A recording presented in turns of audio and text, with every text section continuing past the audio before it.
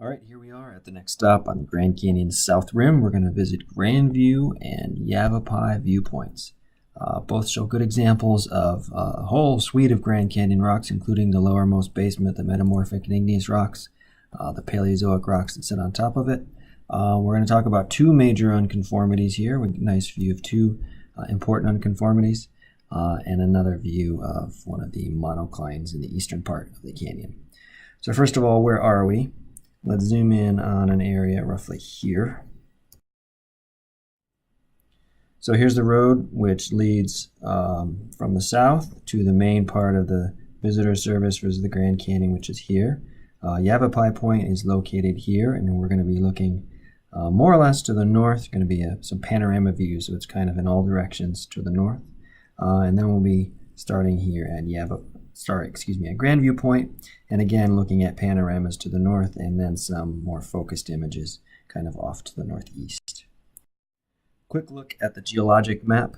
Here is Yavapai Point, and here is Grandview Point. The images in Yavapai Point will primarily be seeing the Grand Canyon metamorphic and igneous rocks and the overlying Paleozoic rocks. These oranges and greens and yellows down here are the basement rocks, the Vishnu schist and Zoroaster granite, etc. And then the pinks all the way up to the purples and blues are the Paleozoic sequence. From Grandview Point, we'll be seeing the Paleozoic rocks, we'll be seeing the igneous and metamorphic basement rocks, and the supergroup rocks, which are these kind of yellows and reds and oranges and grays here, overlaying by the Paleozoic sequence of the purples up to the blues here. Okay, here we are at Grandview Point. This image was taken on, as you can see, on a rather cloudy and hazy day. So let's take a zoom in on this area here. This image is taken on a different day. The sun was out quite a bit more, so it's easier to see. And there's a few things I want to focus your eye in.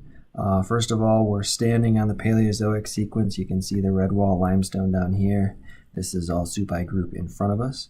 Off in the distance also, this is the Paleozoic sequence from bottom to top. Down here in the inner gorge is the Vishnu schist and Zoroaster granite, the Proterozoic metamorphic and igneous rocks. And in this area is the dipping Grand Canyon supergroup rocks. I want to focus in on this area a little bit and use it to help us understand the history of the Grand Canyon. Okay, so again, we have the Vishnu schist and Zoroaster granites, the Proterozoic basement rocks here. Up here we have the Paleozoic sequence, and in between we have the Grand Canyon supergroup rocks that are dipping off to our right. There's two main erosional surfaces, two unconformities we can see here. One is the boundary between the Proterozoic, igneous, and metamorphic rocks. I'm drawing here. You can really see this flat line. It's offset slightly, but it's a fairly flat surface. That separates the basement rocks from the supergroup rocks. And there's another surface, which I'm going to trace out approximately here, which is the boundary between the dipping supergroup rocks, these rocks that dip off to our right, and the flat-lying Paleozoic rocks above them. So let's remind ourselves on a little bit about Grand Canyon history and put these erosional surfaces, these unconformities, here in some context. So let's go back in time to about 1.8 billion years ago. Laurentia, the continent which will eventually become North America, was undergoing compression, and compression via subduction and accretion of island arcs. And the accumulated sediment in between those island arcs and the continent, sediment plus volcanic deposits, got compressed and metamorphosed as this area is under compression, creating these metamorphic rocks. So these little squiggles are meant to represent metamorphic rocks. These were also intruded by igneous rocks. So here's a dike I'm drawing with these plus symbols. And big mountain ranges form, sometimes referred to as the Vishnu Mountains. So that was the process that created the basement rocks. They were then eroded. This compression stopped, and this area turned to be relatively passive, so the tectonic activity waned, and the mountains were then eroded away, and we had a broad, flat surface. Okay? This surface is this surface. Following that, we had the deposition of the Grand Canyon supergroup rocks, which was fairly continuous, and there were flat-lying rocks here. So here we have the supergroup rocks deposited during the late Proterozoic. After most of those rocks were deposited, this part of Laurentia underwent extension during the breakup of Rodinia about 750 million years ago, which caused tilting of all of these rocks, both the underlying and the overlying supergroup rocks. So we had this situation. So here's the metamorphic and igneous rocks, and we have supergroup rocks, like so. Tilted. I've exaggerated the tilt. Following the deposition of these supergroup rocks, we again returned to a period of erosion, and there were eroded flat. So here's our new erosional surface, which is this surface here. Okay, so I'm going to redraw this off to the right. So here I have the tilted supergroup rocks off to our right, and the underlying metamorphic and igneous rocks below. So two major unconformities: the one that separates the metamorphic and igneous rocks from the supergroup rocks, and the one that formed following the erosion of the supergroup rocks. Following that, we have the deposition of the Paleozoic rocks, the flat-lying Paleozoic rocks. So here's the Paleozoic rocks. Okay.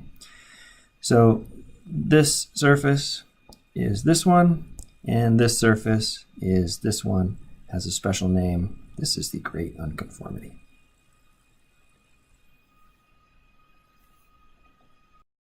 All right, if we turn around 180 degrees and look the other direction at Grandview Point, we get a nice view of one of the many monoclines, places where the rocks have been gently folded. This occurred during when this part of North America was experiencing compression, again about 70 to 40 million years ago during the Laramide orogeny.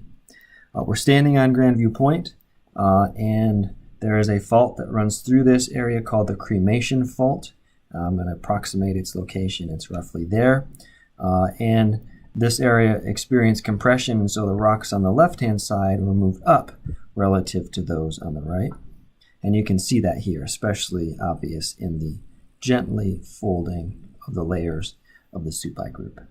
It's a very common occurrence throughout the Grand Canyon. Some of these faults, like the Cremation Fault, like the Butte Fault, originally formed during the late Proterozoic as extensional structures, but then were reactivated later as compressional. One more view from Grandview Point off to the northeast. We get another look at the Tanner Graben. We saw this at Desert View Point. If we zoom in on this area here, here's another look at the Tanner Graben with the Butte Fault on the right-hand side, and then the other part of the fault structure which allowed the Graben to form. If you haven't looked at the Desert View field trip stop, go take a look there, and it explains in detail just how this Tanner Graben formed and why it's important for understanding the history of the Grand Canyon. Now let's jump over to Yavapai Point. This image was also on a rather cloudy and hazy day, so I'm just going to use the opportunity to talk about some geography. Where are we and where are we going on the next stop? In the next field trip stop, we're going to be taking a hike down the South Kaibab Trail all the way down to the river, spending some time exploring down by the river, and then hiking back out via the Bright Angel Trail. So the South Kaibab Trail leaves from Yaqui Point. We can't see it in this image, but it's kind of off to our right over here, a few stops off to the right.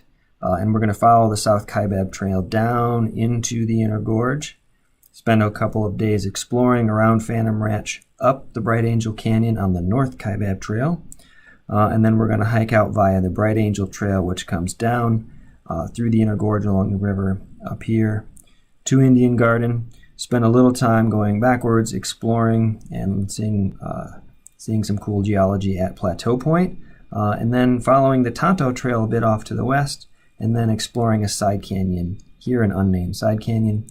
And then we'll have some images of some interesting stuff as we hike out the Bright Angel Trail, which leads back to the rim, kind of up off to our left. So that's coming in the next stop, so stay tuned for that. One last view. I happened to catch a really nice sunset at Yavapai Point, so enjoy. See you soon.